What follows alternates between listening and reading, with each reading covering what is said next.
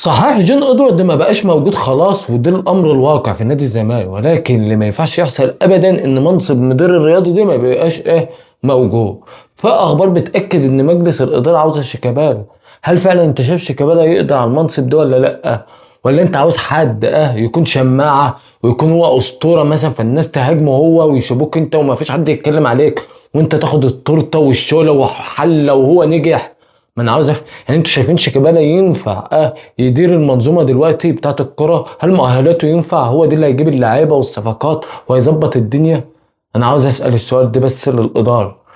فلازم مجلس اداره نادي الزمالك تجيب مدير رياضي جديد، ويعني ويفضل يكون احسن، وتقعدوا تدوروا على شخص يكون احسن من جون ادوارد ده اللي انتوا مشيتوه، اللي انت كنت ناجح في الاول معاه ومشيته، ما بتعرفش اصلا تنجح التجربه كامله.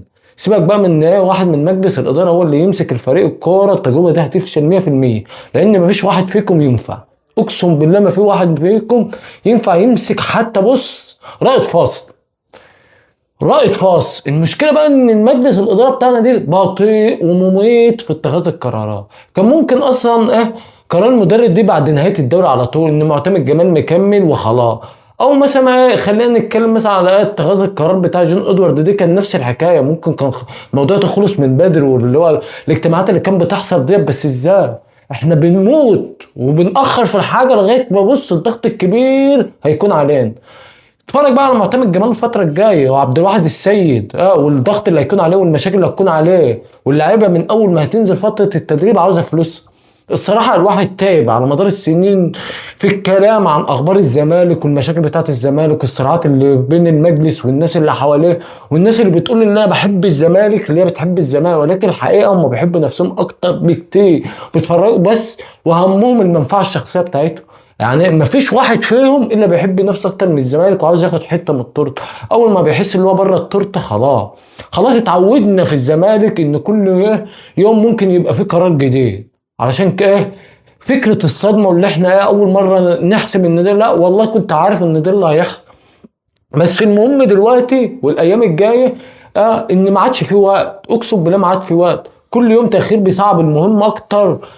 يعني من الاول ان لازم اللعيبه تنزل الوقت، وان اللعيبه تاخد مستحقاتها، وان احنا نظبط ترتيب اولوياتنا، وان احنا نركز بقى على ملف الجهاز المعاون بالكامل اللي هيكون مع الكابتن معتمد جمال، واللي احنا نديله استقرار ونشوف له اللي هو محتاجه ونديهوله. نحاول نجهز كده افضل صوره ممكنه في معسكر مغلق محترم، نوفر له الامكانيات اللي هو عاوزها، ونوفر له مثلا معد بدني، ونظبط له الاعداد البدني بتاعه، ونوفر له الاستقرار المالي اللي هو محتاجه، وان اللعيبه تاخد مستحقاتها، وان اللعيبه تخش الموسم الجديد مركزه ومزاجها حلو في الكوره. نحاول كده نظبط له بيئه يعني توفر له النجاح. اصل هو النجاح مش هيطلع مره واحده كده، اللي حصل الموسم اللي فاتت دي ما عادش هيحصل تاني، والله ما عاد هيحصل تاني. اسمعوا الكلام اللي انا بقوله يعني من القلب، اللي حصل السنه اللي فاتت ما عادش هيحصل تاني. فاحنا نحاول نوفر له كل اللي هو يحتاجه من استقرار مالي، ان اللعيبه تاخد مستحقاتها، ان احنا نوفر له اعداد حلو، ان احنا نعمل ماتشات، ان اللعيبه الاجانب تاخد فلوسها، ان احنا نركز نبعدهم بقى عن المشاكل الاداريه الموجوده في نادي الزمالك، وان اللعيبه تعمل لها معسكر مغلق ونقفل عليهم ونروق عليهم، عشان اللي حصل السنه اللي فاتت ما عادش هيحصل تاني. اقسم بالله ما عادش هيحصل تاني.